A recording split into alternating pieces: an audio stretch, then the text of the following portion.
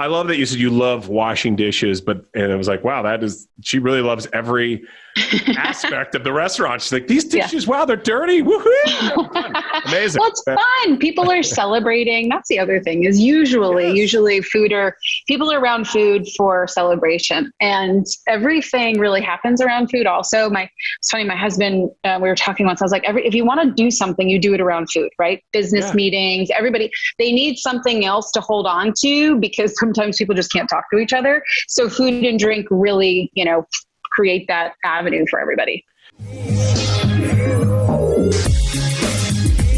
This is festivalPass Stories, a podcast series is told by the people who create and make festivals come to life. You will go behind the stage, kitchen, or studio door to hear the stories of passion and inspiration that started some of the world's most beloved festivals. Hear the startup stories and how an idea went from what if to what's next. All right, this is festivalPass Stories podcast. Of course, we are presented by Dos Hombres, the artisanal mezcal meant to be shared, created by Aaron Paul and Brian Cranston. Have a drink with us at doshombres.com/delivery. And a few days ago on Cinco de Mayo, I had some Dos Hombres, and I'm not saying that I shared it. Maybe I had it all to myself. No, of course I shared it. That's what we do. And now we can share with people, because things are happening. It's very exciting. And speaking of exciting, folks, ever wanted to have the opportunity to invest in a product early that could be the next Airbnb? Learn why entrepreneurs and celebrities with exits approaching $10 billion have already invested in festivalPass. Go to invest.festivalpass.com to learn more. Folks, the future of the restaurant industry is in the hands of some of the most creative, business-minded executives, entrepreneurs out there. And today, my guest is part of that group of like-minded thought leaders in the space who also happens to be hiring. Seriously, folks, send your resumes today. She is hiring. Say hello to the only true bipartisan human in Washington, D.C., restaurateur, entrepreneur. Can we make that restaurantrepreneur? Restaurantrepreneur, Hollis Silverman. Hollis, what is happening? Hello. Thank you for that. That was lovely. Yeah, Michael Jordan famously said that Republicans buy shoes too. So you got to be bipartisan, and I think on just about any business. Politics are sneaking into every business now. But, hey, they also eat and drink. So I think we have to love both sides of the aisle. True. Everybody needs to have some food. It's comforting. So everybody needs to do it. Doesn't matter. Do we ever need comfort food more than ever? And that's why there's chicken. Yes, that's why there's chicken, and that's why there's the duck and the peach, which is now open. We will get to that in a moment.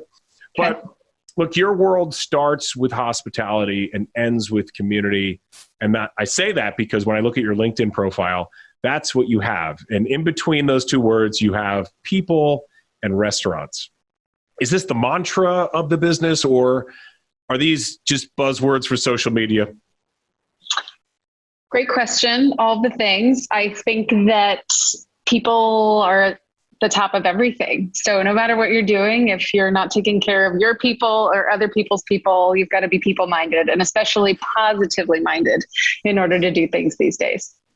Couldn't agree more. And look, most of us love food for the love of food and see it as an outlet or, like a hobby. Like, during the pandemic, my wife's like, oh, Pat's become this like amateur chef. Now I put those words in her mouth. She's like, oh, Pat's cooking a lot. But I just decided I would throw in amateur chef. Right. But people do it for fun. They subscribe to these magazines. They listen to podcasts about food. They watch all the cooking shows and think they can do it themselves, just like they think they can buy a house and fix it up. So, and all of a sudden they're like, we bought a money pit. Why does it look so easy on that half-hour program? Right. What happened to my bread? Why isn't it rising? I mean, the amount of sourdough starters, I think, that were started over the pandemic, I think was, a new world record. But yes, it's challenging. Not as easy as it sounds sometimes, but sometimes it is. There was a comedian who put out a tweet, and I can't think of her name off the top of my head, but she said, guys are now sending me pictures of their sour bread. Is sour bread the new dick? And I'm sorry, I can't think of the comedian, but it was the funniest joke I saw during the pandemic. So thank you, female comedian. Thank you. Thank you, lady. Yep. Yes. Thank you for that. But look, we all have a love of food. We do it as a hobby. What made you say, yes, this is what I'm going to do for a living?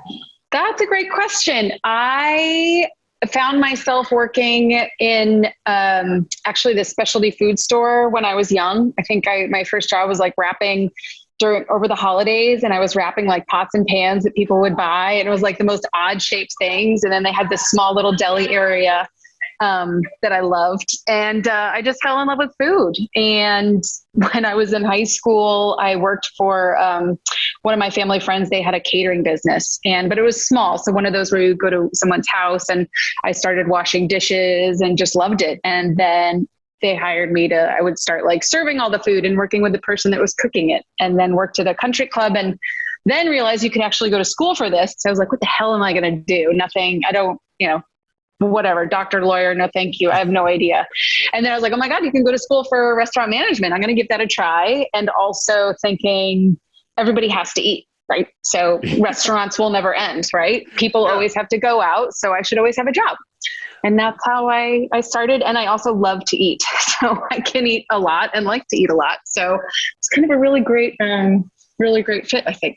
Yeah. So I love that you said you love washing dishes, and it was like, wow, she really loves every aspect of the restaurant. She's like, these dishes, wow, they're dirty. Woohoo! Amazing. Well, it's fun. People are celebrating. That's the other thing is usually people are around food for celebration, and everything really happens around food. Also, it's funny, my husband, we were talking once, I was like, if you want to do something, you do it around food, right? Business meetings, everybody, they need something else to hold on to, because sometimes people just can't talk to each other. So food and drink really, create that avenue for everybody.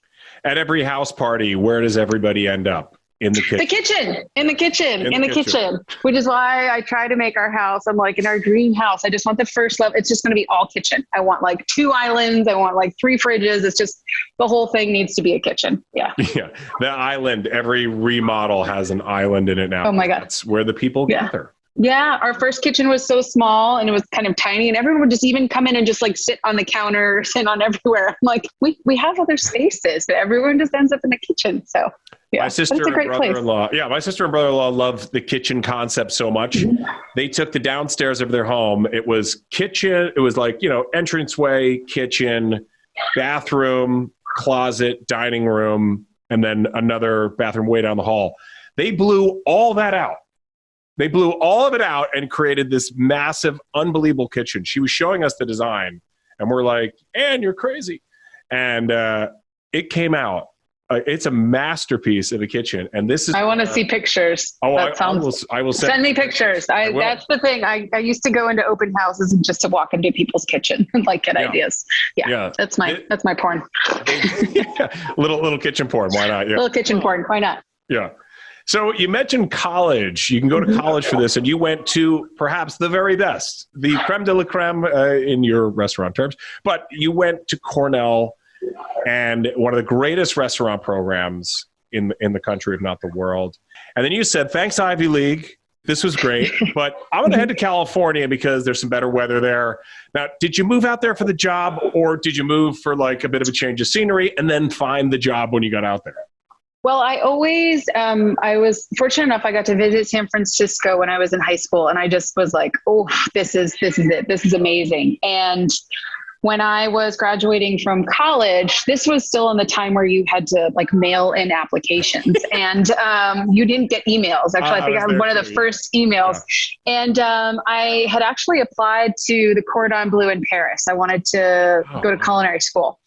And then about 2 weeks before the end of the year, I was like, oh my God, I haven't gotten anything. Like I haven't gotten anything in the mail. Like, holy shit, I need a job. So I'm like, what am I going to do?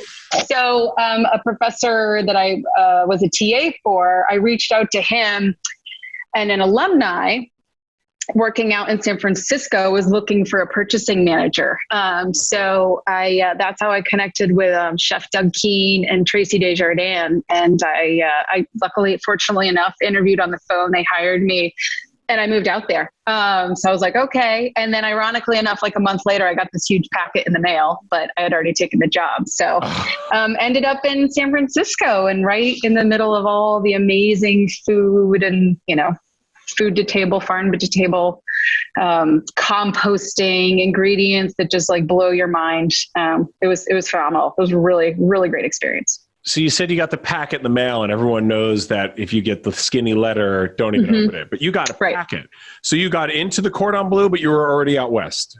Yeah. I reached out and they're like, oh, we had mailed it. And then I had already committed to this. And I was like, well, everything happens for a reason. Yeah. So The French. They're like, we mailed it. I don't understand. I know. I'll go back there at one point. I love cooking. So, what a dream. Some people want to retire and like go to the beach. You're like, I'd like to retire and actually use my eligibility that I still have for like Cordon Bleu to learn more about my business. Yeah. To cook even more, cause more trouble in the kitchen, which is what people usually say. They're like, a little too much about the kitchen for a front of house person. I'm like, I know.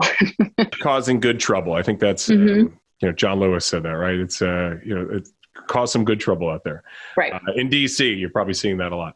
But anyway, San Francisco clearly wasn't warm enough for you because you go from San Francisco, but you still keep in touch with those folks. And I believe that the chef that you mentioned is still involved in your life. You're still connected.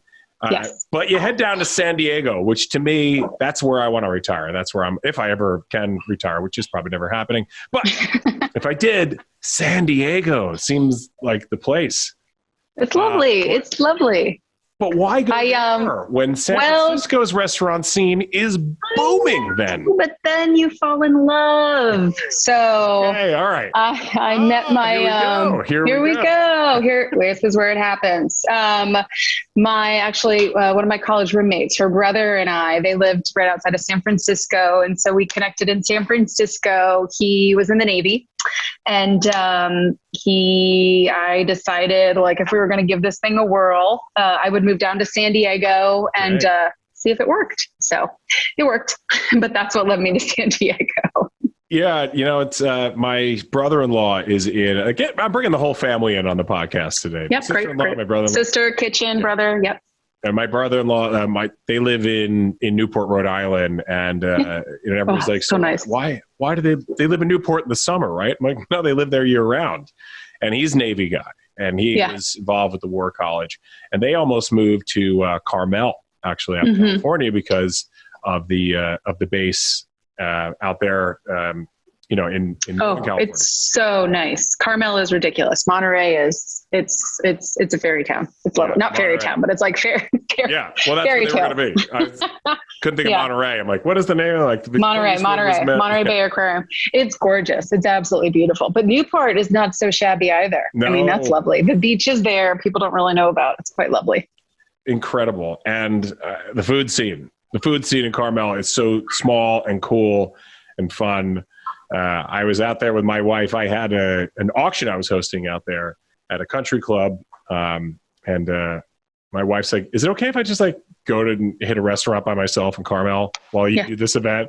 And I was like, well, yeah, you don't want to come with me? She's like, definitely no. No, I've been to 5,000 of these with you. I don't need to hear you anymore. She's like, you can go carnival bark to some new people who have heard the same jokes 56 times. So she's heard this jokes 56 times. But anyway. It's lovely. It's lovely. And the food there, you go to the farmers markets out there. I mean, everything is just so vibrant. I mean, you don't need any filters out there. It's like, that's where Instagram like created all their filters because of the vegetables and fruit are so vibrant. It's amazing. Incredible. Yeah. Well, speaking of farmers markets, one of my favorite markets, because my sister lived, again, bringing the whole family in on this one. She lived in Capitol Hill near Eastern Market, which we loved. And this is like 2005, 2006. You end up heading back to DC in 2006. You're in love. You're bringing the whole family now back east. And that scene was the DC scene, restaurant scene was jumping. There was so many new food concepts, not just steakhouses. There were so many great places. And was it an opportunity that made you pack up the car and head back east?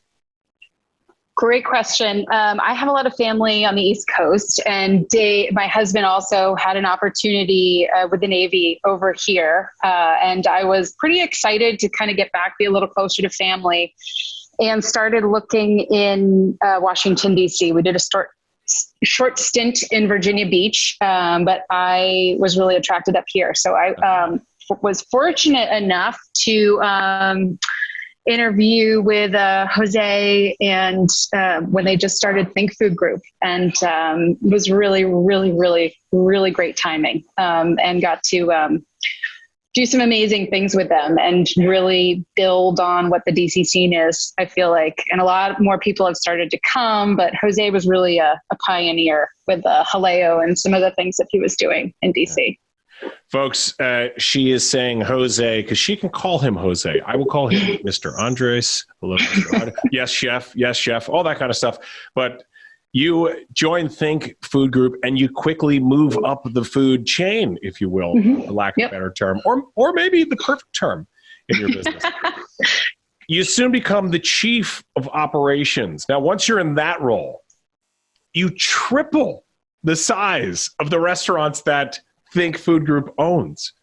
Now, what was behind that massive expansion? And also, you picked some very specific markets at a time, again, when DC was booming. Why expand to those other markets? And what was behind that expansion? I mean, Jose was really behind all the expansion. When I joined Think Food Group, we had a number of restaurants here in DC, and he was talking about with a hotel partner, and we opened a restaurant in LA called The Bazaar, which I think since is closed, which is so sad. But really taking this concept, The Bazaar, which was a lot of food from Haleo and a little bit from minibar to an elevated experience, and taking that concept and then working with hotels. And hotels were really growing, and places like LA and Miami and Puerto Rico were really great destinations. And he could kind of bring a whole new life to hotels. And a lot of people really enjoyed it. I mean, the first year I remember The Bazaar was open, it was incredible. I think food and beverage sales actually outdid room sales, which never typically happens. Yeah. It was, I mean, I remember seeing it. It was insane. It was lovely. It was beautiful. And Jose just had so many ideas and such a great team around him that it was possible. Then you guys start this big project of opening Little Spain at Hudson Yards. Yeah. And I say big project because Hudson Yards was the largest construction project going on in North America. They're still building it.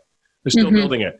And when it was going up, when it was about to be live, there were people buying or leasing spaces sight unseen. They're like, how much square footage you have? Great, I'll take it.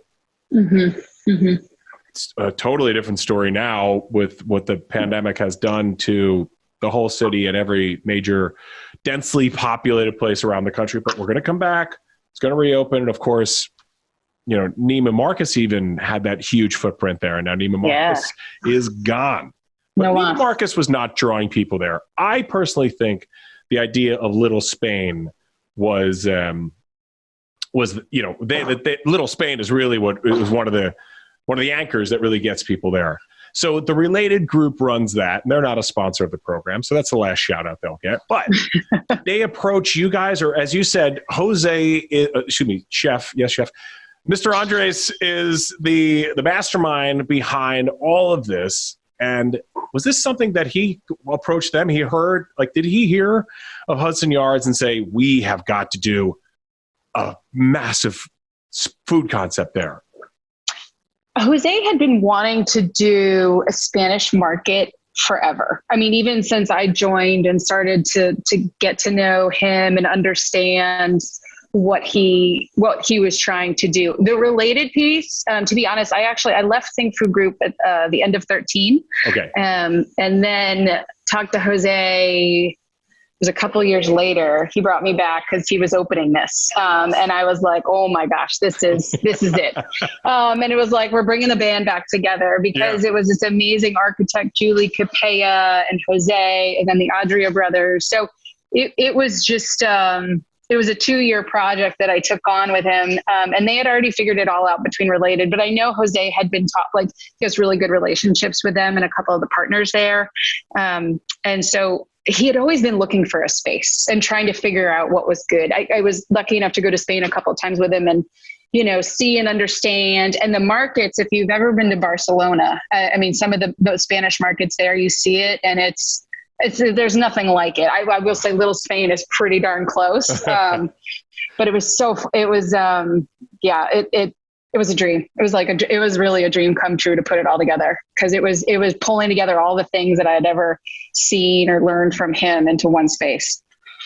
Yeah, I don't want to call it a food court, because that just makes it sound like a mall from a movie in the 80s. It's an experience. As you said, you were in Spain, and like, it's just everything, just the smells and the flavors and everything comes, it's just so unique and different, but you're getting it there. You're getting it at Little Spain.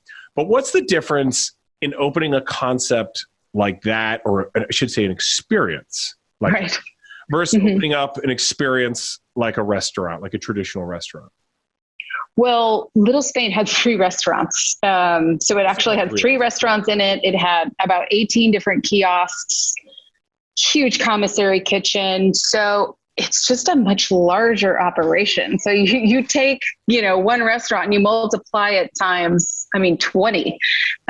So when you're creating that, it's, you know, it's also like for him, you know, telling the story of Spain. So making sure it's very visual, very ingredient driven, making sure the products, you have all the things that you can help explain what it is or where it comes from. So you really have to look at the entire guest's journey. So it's really a collaboration between culinary, architecture, design, so many different things. And Jose has a way about it. So art in many forms, in food, in actual art, in colors, in architecture, a true piece of art.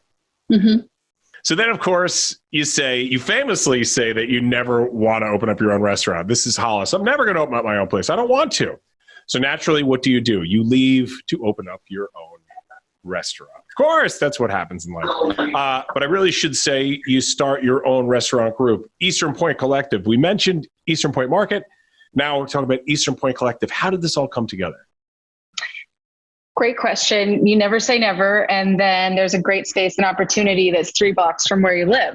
And I had been doing a bunch of consulting, which is a hustle, and enjoyed it, but I really missed having a team. And I really wanted to create my own thing and also have an opportunity to build something in your neighborhood. You can't really say no. So I get to walk to work and I get to bike to work, which is like a dream. And the reason why I started Eastern Point Collective was taking a lot of the things that I learned from Think Food Group and working with a bunch of other chefs and restaurateurs of how to build, a small little group just in DC, because, if you only have one, then you don't really have places for people to grow. So I wanted to create a small restaurant group and hopefully be something that we can make hospitality a little bit better and do some fun things and put a good team of professionals together.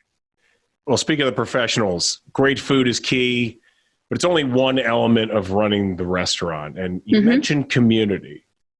So how do you build a restaurant to fit a community when a lot of times that community can be pretty fickle? True.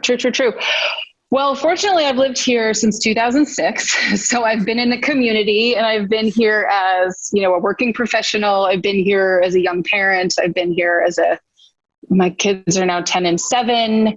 So I'm, getting through things. So I've seen a lot of what's been happening here, and I like to go out eat quite a bit and go and try new things. So what I wanted to do was put together things that I thought that the community needed, and understanding the different demographics, understanding the amount of space that I have, understanding different times of day, different times of year, and put some concepts together that I thought would be successful.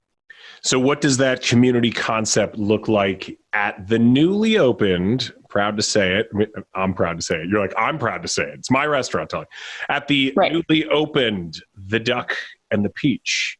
And also, What will it look like? What will it look like? Because she is with us here today from La Colina, which is going to be opening later this year. So the community concept at The Duck and the Peach, and then how will that filter into what you're doing at this concept at La Colina?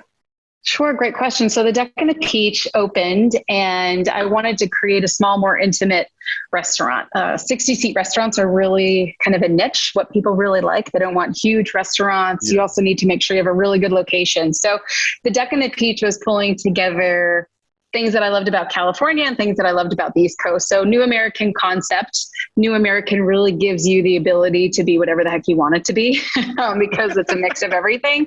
And I wanted something that would fit the needs of people during the day, where you could get a great egg sandwich, you could get a tasty BLT, you could get some good pastries and coffee. So we have a daytime element where you can come in and get this all day menu. And then at night, I wanted to create a place that felt a little bit like a dinner party. So right now we're getting close to there, but we're open right now. We have a great rotisserie, and we serve more of an, I would say, upscale casual dinner. And that we also started when we opened, we actually did all carry out because we opened December 2020, because why wouldn't you open in a pandemic? Sure. Yeah. So we started with carry out only, and now we've been transitioning. We're having, more people socially distance in the space, but it's been great. People are coming out. They haven't been out to eat in like a year or so. And they have this amazing rotisserie, this rotisserie, and it just, the chicken rotates and the juices and the fat, and it just is incredible. So my answer to anything in life, if people need food, is I always roasted chicken. So this is all based on roast chicken. So that's what this looks like. And then hope to be opening La Colina, which is a modern osteria, casual, more family style. We have a mozzarella bar. We'll just be making fresh pastas. We're calling it sort of Italian-ish because, sometimes some of the ingredients might not be Italian, but just making sure it's really good and simple food in a place that you can come to, 5 nights a week or something like that. I really should have had lunch before we recorded this, because this is just, I'm starving now, and I know exactly where I'm going after this. Great. But in all the gin joints in all the world, you can't wait for people to walk into yours. We started talking about Mezcal at the top of the program with our sponsor, Dos Hombres. But here we are, we're talking about gin now. You're opening up a gin joint. Why gin? And then what can we expect to see when we can eventually walk into that gin joint? Sure. Gin. Why not gin? Gin and tonics are the best. I will say I'm a big fan of gin, especially gin and tonics. I fell in love with them when a very big culture thing in Spain was after dinner is you sit down and have a gin and tonic, and you sit around the table and just chat. And I just thought it'd be really fun to have a gin restaurant. So not gin restaurant, take that, scratch that, a gin bar. So we opened a small little gin bar. It's called The Wells, and it will be focusing on gin, but it will also have other cocktails and things like that. But it's a tiny little speakeasy, I guess you could call it, more upscale, something that is more of a night out. And we'll have a slew of different types of cocktails, gin based. And what we plan to do is showcase gin throughout the seasons. Now, concept number 1 is 3 blocks from your home. What neighborhoods in DC are the other 2 concepts? All the same neighborhood? And what neighborhood is that? They're all in Capitol Hill. So it's, they're actually all in the same block. What I decided to do is take a really big space and split it into 2 restaurants and a bar. So from the guest experience, it's 2 restaurants and a bar, but from the business side of things, it's actually 1 kitchen. So we're utilizing a lot of the same pieces, ideally, to make a little bit of a better business model. Incredible. As I said, these are the smartest people, and it's not just about food anymore. The way that things have gone, especially over the past 14 months, where I'm losing count. I don't know. It's now people are saying 2 years. It's been a tough 2 years because it has been. And in the restaurant business, we all know the unique problems that you're having. And I also said that you're hiring, because one of the unique problems that restaurants are having now is rehiring really good talent. For the front of the house and the back of the house. People are getting benefits. They're staying home because they're making a lot of the benefits. They're like, hey, if you're going to keep sending me unemployment, you keep sending me this, why go to work? Why go to work? But what can we say to folks to get back out there and find that love again to work in a great restaurant? Like, why would they come and work for these wonderful concepts that you have?